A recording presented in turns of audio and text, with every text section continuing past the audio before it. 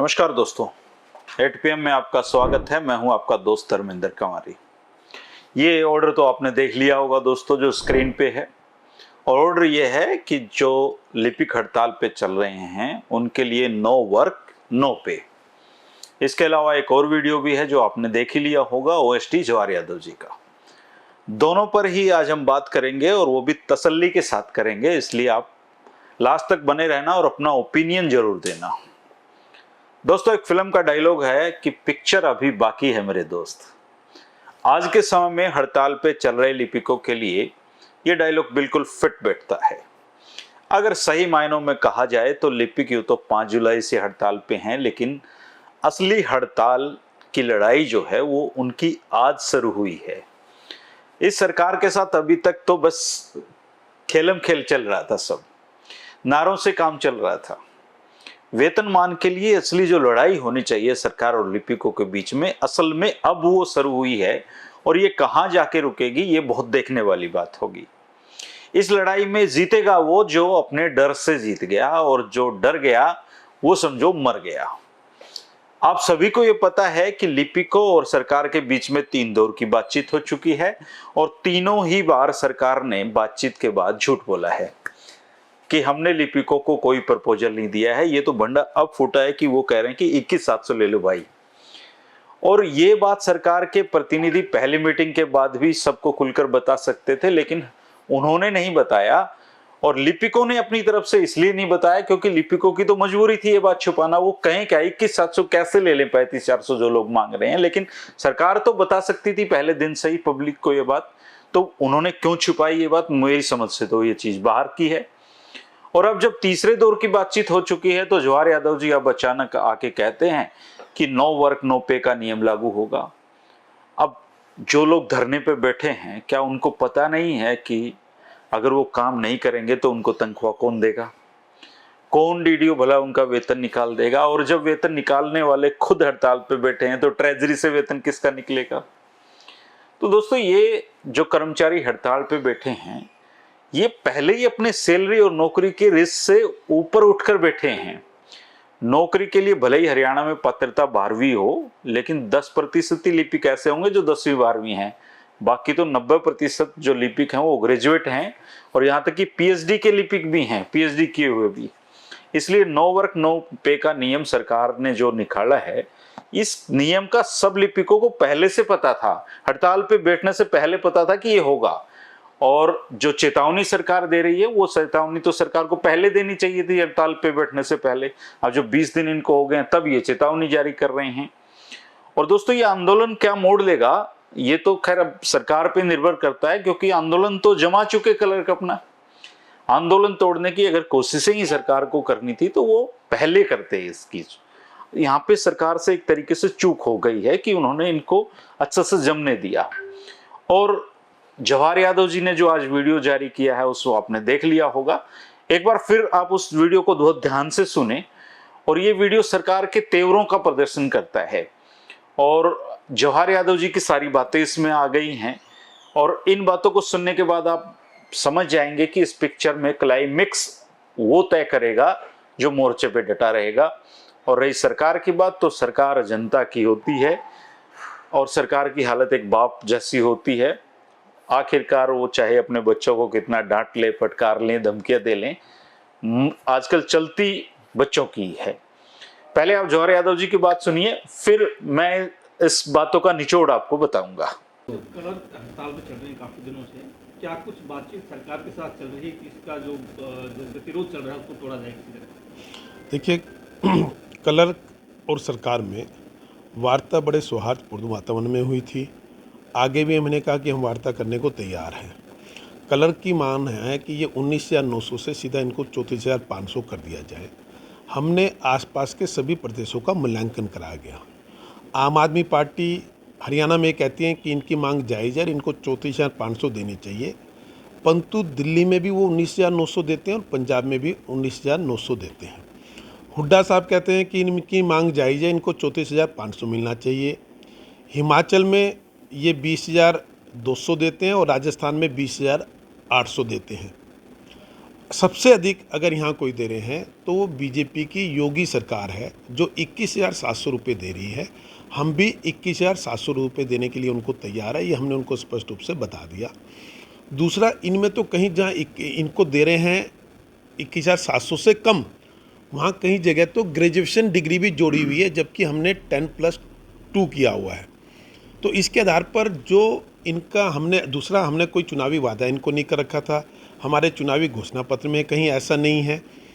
उसके बावजूद भी इन्होंने मांग की तो हमने इसको मान लिया कि चलिए इनकी कुछ सैलरी बढ़ानी चाहिए 21,700 प्लस हमने कुछ और कहा, वो कुछ कहा था वो पब्लिक डोमेन में क्लर्क ने भी नहीं डाला, इसलिए मैं नहीं डाला, परंतु 21,700 रुपये हमने स्पष्ट रूप से इनका कह दिया है। ये चाहते हैं कि इनका लेवल 2 है और ये लेवल 2 से सीधा छठे लेवल पे चले जाए, परंतु 2 से 3 पे ही जाना होगा। जो नहीं बनता फिर भी हम दे रहे हैं, इसलिए दे रहे हैं कि इन्होंने मांग की और मुख्यमंत्री ने कहा कि नहीं चलो इनके पैसे बढ़ा देने चाहिए इस मुख्यमंत्री जी के आदेश पर। लोग जो है वो परेशान है, काम नहीं हो पा रहा है। अगर ये लोग आपकी बात नहीं मानते हैं तो फिर अगला कदम सरकार का क्या होगा? देखिए, आप ना किसी भी मांग का एक मूल्यांकन करना चाहिए कि मांग कितनी जायज़ है। जनता भी कर रही है, मुझे लगता है अब जनता ही इनके खिलाफ खड़ी होने वाली है। जब आपके दिल्ली पंजाब 19,900 रुपये दे रहे हैं, हरियाणा भी 19,200 रुपये दे रहा था, हिमाचल 20,200, राजस्थान शायद 20,800, ये कुल मिला के ये है कि केवल एक यूपी था जो 21,700 दे रहा था। हमने तुरंत बगैर उनको किसी भी रूप में पहली मीटिंग में 21,700 रुपये कह दिया। उसके बाद फिर हमने कुछ और उनके लिए अलग से बात की, उसके बाद भी वो नहीं मान रहे हैं। तो मुझे लगता है ये अव्यवहारिक जिद है, जो इनकी मांगी नहीं जाएगी। जो हमने कहा ये फाइनल है। अगर इसके आधार पर ये बैठना चाहते हैं दोबारा तो ठीक है, नहीं तो पब्लिक के कार्य और पब्लिक के हमारे लिए सर्वोपरि है।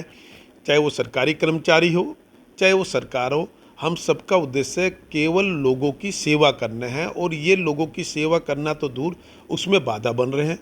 मैं बड़े आग्रह से नम्र निवेदन के साथ उनको प्रार्थना कर रहा हूँ कि वो अपने काम पर लौटें। अगर वो अपने काम पर नहीं लौटते तो नो वर्क नो पे हम तुरंत लागू करेंगे और उसके अलावा लोगों को राहत दिलाने के लिए जो भी कानूनी कार्रवाई हो सकती है, जो अधिकार सरकार के पास है कर्मचारी की हठधर्मिता के खिलाफ, उस पर हम काम करना शुरू करेंगे। क्या ये सिर्फ उन्हीं की हड़ताल है या फिर इसको कोई राजनीतिक पार्टी कहीं ना कहीं सपोर्ट कर रही है? नहीं, राजनीतिक पार्टी तो इसलिए खड़ी नहीं कर सकती ना कि आम आदमी पार्टी केवल ट्विटर पे बयान देते हैं। आके बताना होगा ना कि हम दिल्ली में 19,900 रुपये दे रहे हैं और पंजाब में 19,900 रुपये दे रहे हैं, तो पहले वहाँ 34,500 करके आए, उसके बाद इनके साथ खड़े हो पाएंगे। नहीं तो नैतिकता नहीं है कि कैसे वो खड़े हो पाएंगे। ऐसे ही हुड्डा साहब 20,200 और 20,800 को पहले 34,500 करा के आए, फिर उनका वो होगा। हमने अपनी नैतिकता निभाई कि योगी सरकार सबसे अधिक दे रही है 21,700 रुपये, वो हमने देने के लिए कमिट कर दिया। तो इसलिए हम पे तो कोई क्वेश्चन मार्क है नहीं। और इससे ज़्यादा जितने भी हमारे वेतन आयोग बनते हैं उसमें जो क्राइटेरिया था उसके आधार पर हमने 19,900 बनता है। उसके बाद तो जो भी सरकारें दे रही हैं वो एक्स्ट्रा अपनी तरफ से दे रही है। उसके लिए मुख्यमंत्री जी भी तैयार है।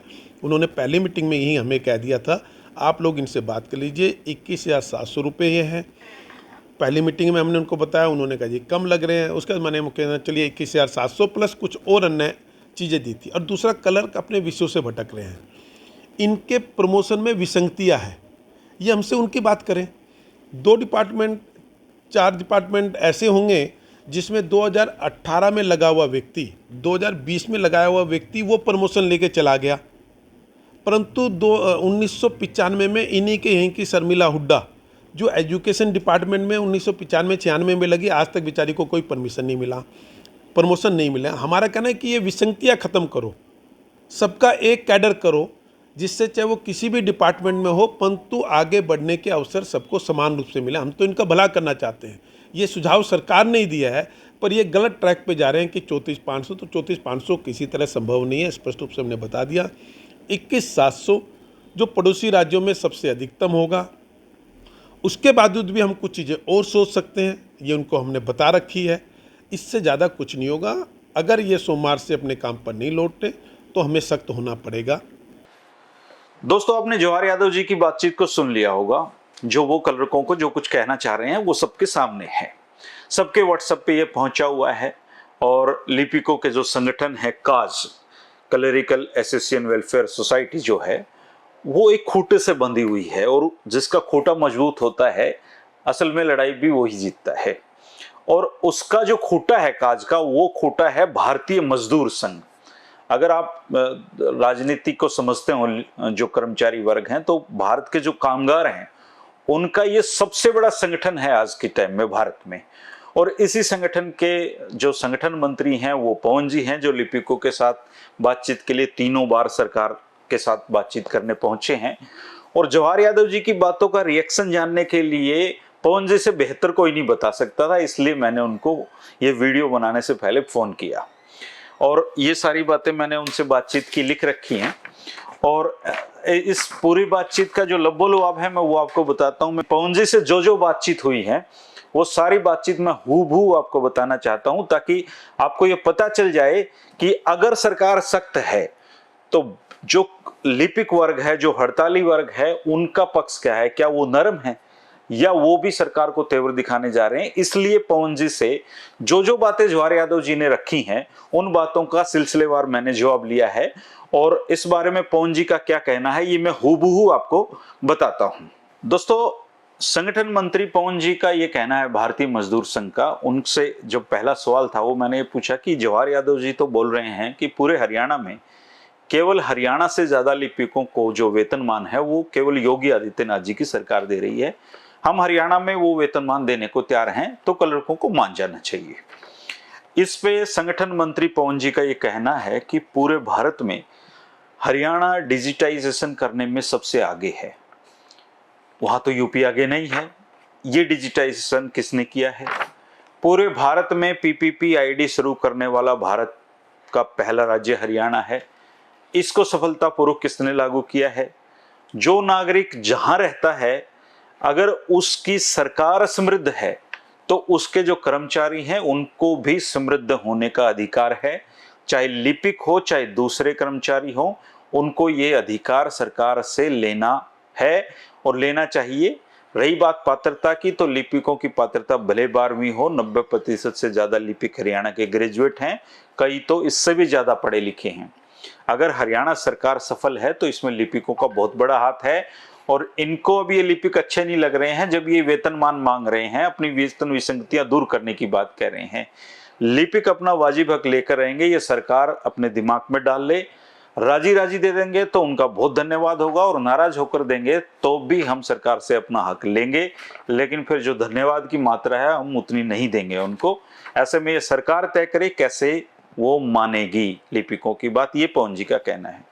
पवन जी से दूसरा जो सवाल था वो ये था कि सरकार लिपिकों को नो वर्क नो पे की बात कह रही है, ऑर्डर भी आ चुका है, वो वेतन नहीं देंगे जो लोग हड़ताल पे हैं, इसका हड़ताल पे क्या असर होगा? तो इस पर पवन जी का ये कहना है कि लिपिक हड़ताल पर गए तो पहले दिन से उनको ये पता था कि सरकार हमें पता से नहीं बांटने जा रही। सारे कलरकों को ये पता है कि सरकार हर हथकंडा अपनाएगी उनकी मांग को कमजोर करने का, लेकिन लिपिकों का फीडबैक सरकार ने ठीक से लिया नहीं है। ये तो पहले से ही तैयार बैठे हैं कि सरकार जितनी सख्त होगी लिपिक भी उतनी ही सख्ती दिखाते जाएंगे। अगर सरकार लिपिकों की जोर आजमाइश देखना चाहती है तो आजमा ले, उनको कोई दिक्कत नहीं है। 19,900 आज के समय में एक आदमी ऑटो चलाकर भी कमा लेता है, और ये पढ़े लिखे और अच्छे कलरक हैं, सरकार चलाते हैं, सरकार चलाने की जिम्मेदारी संभाल रहे हैं। ऐसे में कम वेतन इनको देना नाइंसाफी है। और मीटिंग में जब हम होते हैं तो सरकार के पास एक भी तरह का जवाब नहीं होता है। मीटिंग के बाद अब ये इस तरह की बातें कर रहे हैं तो करने दीजिए इनको। इसके अलावा मैंने पवन जी से ये पूछा कि जवाहर जी कह रहे हैं कि पब्लिक लिपिकों के खिलाफ खड़ी होगी, और पवन जी का कहना है कि सरकार में बैठे किसी भी जिम्मेदार अधिकारी के लिए इस तरह की बात शोभा नहीं देती हैं। लिपिकों का परिवार चंडीगढ़ की कोठियों में नहीं रहता है, ये इसी पब्लिक के बीच गुजारा करता है। पब्लिक अब सरकार के खिलाफ खड़ी होगी क्योंकि लिपिक भाइयों की बात क्यों नहीं मान रही है। पब्लिक को तो ये पता है कि ये लिपिक मजबूरी में बैठे हैं और सरकार इनको जानबूझ के तंग कर रही है इनका हक नहीं देकर। तो मैं तो अपने लिपिकों को ये भी कहना चाहता हूँ कि इस सरकार का कोई भी काम ना करें, वो जब तक हड़ताल में हैं। जो करना है सरकार कर ले, लिपिक अपना वेतनमान लेकर रहेंगे। और रही वेतन की बात, तो ये वेतन मत दें। जब हड़ताल खत्म होगी हम बैकलॉग का काम नहीं करेंगे। अगर सरकार कहेगी पिछला काम पूरा करो तो ये नहीं करेंगे लिपिक, क्योंकि इनको इस बात का वेतन नहीं मिला। और मुझे लगता है कि ये ठीक ट्रैक नहीं पकड़ रहे हैं। अब पहले इनकी बातें ठीक लग रही थी, अब ये गलत ट्रैक पे हैं। इसका इस सरकार को नुकसान होगा। और ये तर्क भी बिल्कुल मान्य नहीं कि ये सरकार वो दे रही है, ये सरकार वो दे रही है, ये दे रही है। हरियाणा ने अगर आज तरक्की की है, हरियाणा का अगर देश में सबसे ज़्यादा रेवेन्यू है, हरियाणा डिजिटलाइजेशन में सबसे आगे है, हरियाणा ऑनलाइन पॉलिसी बनाने में आगे है, तो इसमें लिपिकों का अहम योगदान है, कर्मचारी वर्ग का अहम योगदान है। और वेतन विसंगति दूर करने का काम सरकार का है, सरकार को ये करना पड़ेगा, ये पवन जी का कहना है। तो जो जवाहर यादव जी ने कहा था वो पवन जी से मैंने जो सुना वो आपको बताया है। इससे आपको ये अंदाजा हो गया होगा कि सरकार और लिपिकों का फिलहाल स्टैंड क्या है। एक बात और ये है कि भारतीय जनता पार्टी का चाहे 2014 का आप संकल्प पत्र देख लें, नेट पे पड़ा है, 2019 का देख लें, तो इस संकल्प पत्र में साफ साफ लिखा हुआ है, मैं स्क्रीन पे भी लगा रहा हूं कि ये वेतन विसंगतियों को दूर करने की बात इन्होंने कही थी।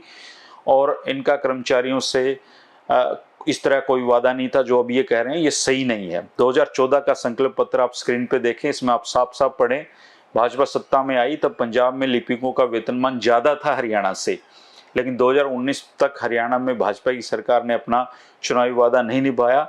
इसके बाद पंजाब में 7वां वेतन आयोग लागू नहीं हो पाया, हरियाणा में हो गया, तो लिपिकों का वेतन पंजाब में थोड़ा कम हो गया, हरियाणा में थोड़ा ज्यादा रह गया, लेकिन पहले पंजाब का ही ज्यादा होता था।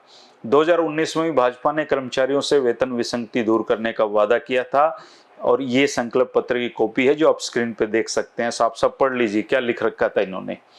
और अब रही बात क्लर्कों के वेतनमान को जो पड़ोसी राज्यों में चल रहा है उससे तुलना करने की, तो मुझे लगता है हरियाणा के परिप्रेक्ष्य में दूसरे राज्यों से जब तुलना ही आप कर रहे हैं तो फिर सेम ग्रेड के बाकी कर्मचारियों की भी तुलना होनी चाहिए। मैं जब ये एपिसोड फाइनल कर रहा था, देख रहा था तथ्यों को, तो मैंने देखा कि पंजाब में जो पटवारी है उसका वेतनमान 19,900 है, जबकि हरियाणा में 3200 है।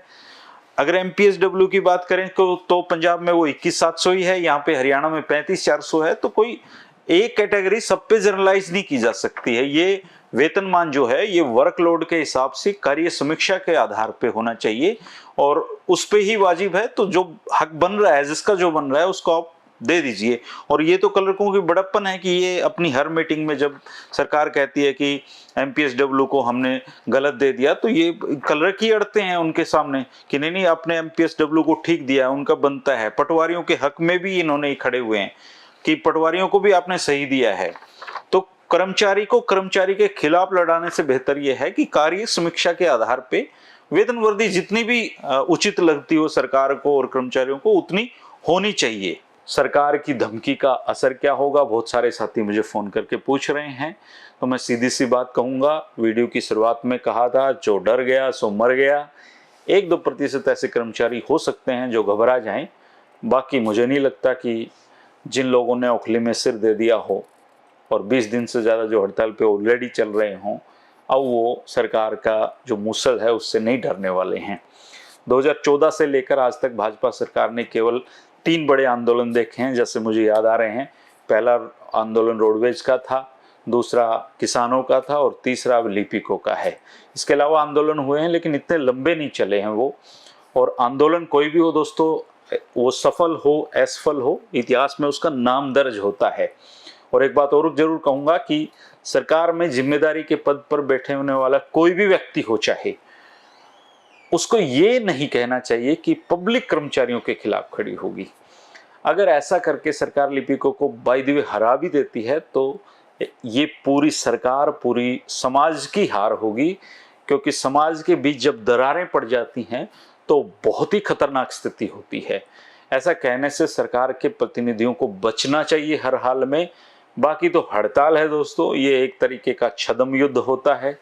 पैंतरेबाजी, एक दूसरे को हराने, थकाने, तोड़ने की कोशिशें होती रही हैं आंदोलनों में, तो वो सरकार भी करे उसमें कोई दिक्कत नहीं है, वो लिपिक भी करें उसमें कोई दिक्कत नहीं है। दोनों पक्ष अपनी अपनी चलाते रहें, लेकिन समाज में बिखराव की बातें कोई भी पक्ष ना कहे, ये ज़्यादा बेहतर है।